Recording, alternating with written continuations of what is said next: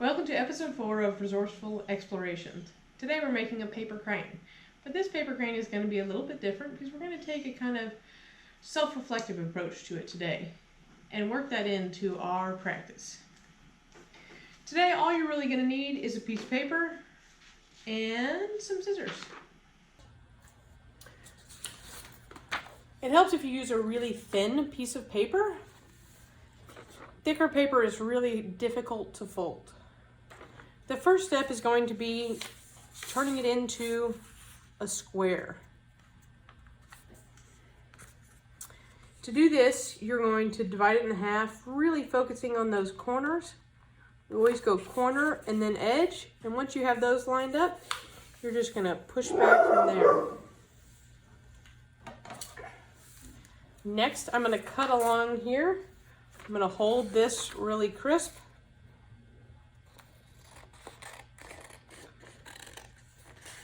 Cut along this edge. And open it up. You've got yourself a square.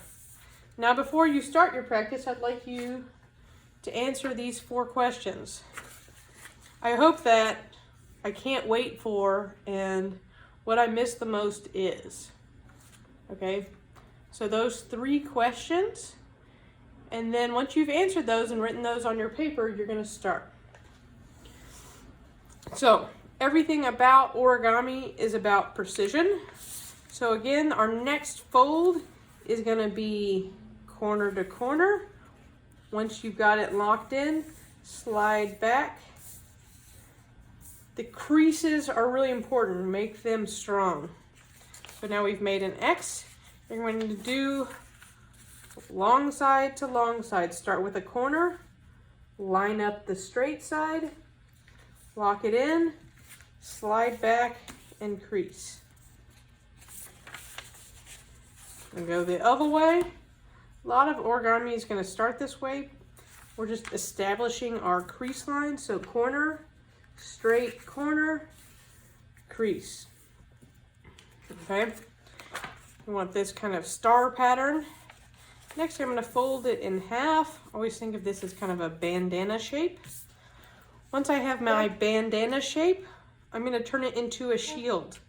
The way I do that is I'm going to lift this top part. See this little ear? I'm going to tuck the ear in. It helps if you kind of anchor at the center line and push this little ear in and come down. I'm going to do the same thing here. Open up the top, anchor here at the center line, push this little ear flap in, and then squish it down. Okay? It's going to look like this on the inside. Okay, so now I always think of this as kind of a kite. Next, I'm going to make it smaller. So what I do here is I'm going to make this edge join with this center line.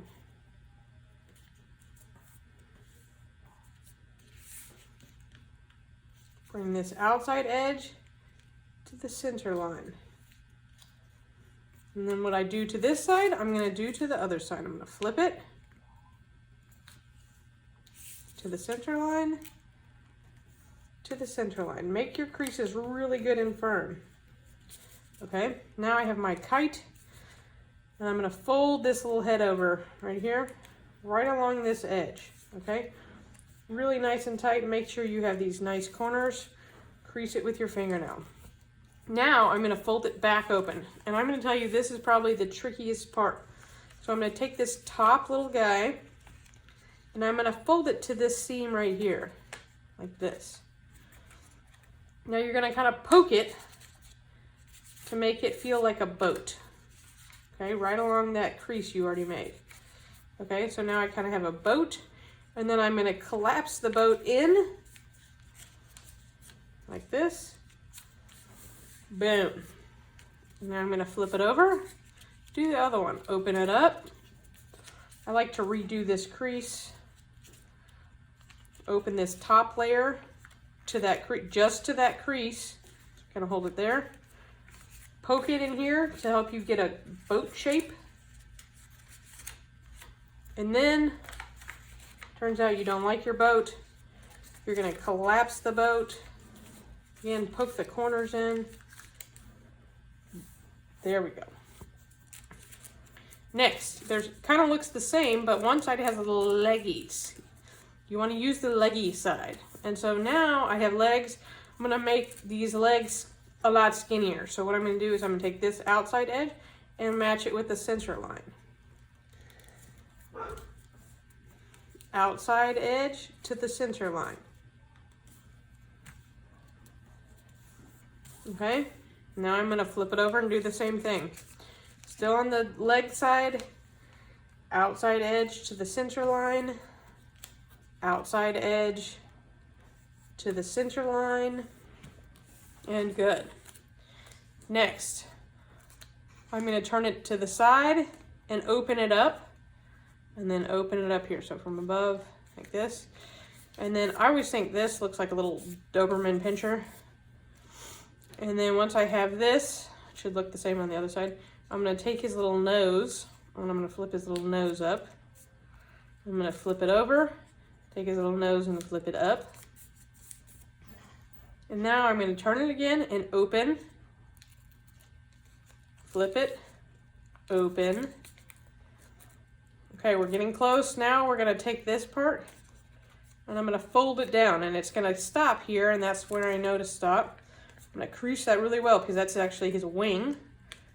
Again, I'm going to feel down here. When it stops, that's where I'm going to fold it. Pinch really well. Now, see how this is not very symmetrical? I'm going to force it to be by lining up those edges and making the crease go here. Same thing, line up those edges. Okay, now I choose, I don't know, usually the prettier side, and I'm going to make that to the head. And for that, I kind of take a little bit of this, bend it over like this, and then I pinch here to keep his little nose down. Okay, now I'm going to pull his little tail out a little bit and his head out a little bit, and then this is the fun part. I'm going to grab right here at the base and gently pull him open. Okay, and there we go. We have our paper crane, and he's ready for you to decorate. I highly recommend you decorate it based on your mood today. So you could add text, you could add color, you can draw on it, you can put a pattern on it, but it should be reflective of your mood today, right now. You already have your hopes, kind of your aspirations, your thoughts for today in here. Now you're going to decorate it to finish your project.